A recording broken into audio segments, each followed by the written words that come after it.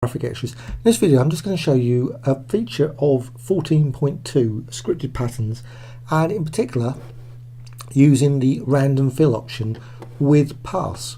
Now it's I've got a parse here, it's just text, so it's basic text, and the parse obviously is there. You can actually see it, parse over there, window, parse, just created using the type tool over here, just type text as normal. Now, what I'm going to do, I'm just going to go to Edit, Fill. There's no option for fill at this point. You think, oh, okay, so I can't do anything. Well, you can actually just go back to the background. Still got text there, of course. Edit. Now, fill is actually available now. Not particularly obvious, but anyway. Right. Well, next thing to do is actually go to Pattern, select a pattern, and it works probably best with small patterns found.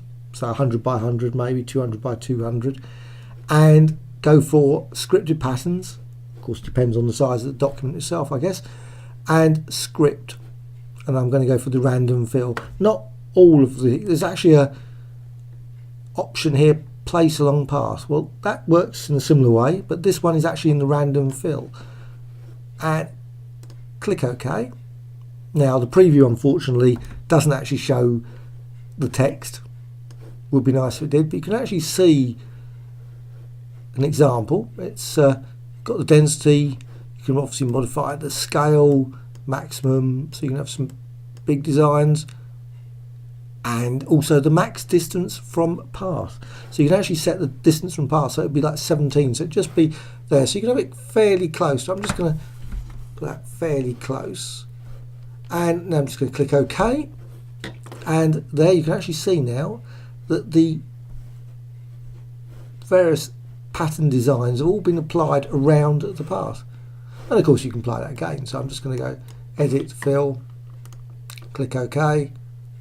Now of course you can make the size, the actual maximum distance from parse maybe bigger each time, maybe use a different pattern. So you could layer different pattern designs. That's a possible. So you can click OK so you can apply it again. I'll just do it once more. Fill, click OK, and of course I could have used, let's say, a different pattern in there, maybe blended something else in. Okay, so I've actually done that. Now perhaps I don't want the actual work part anymore. I can actually just delete that. Yes, and I can also delete the text, and there you have it. You've actually got, you can just about see it, the outline of the text. Test is actually written there.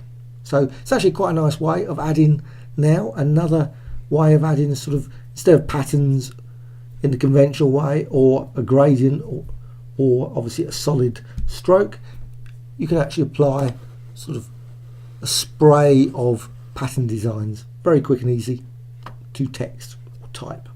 Hope you found this of interest.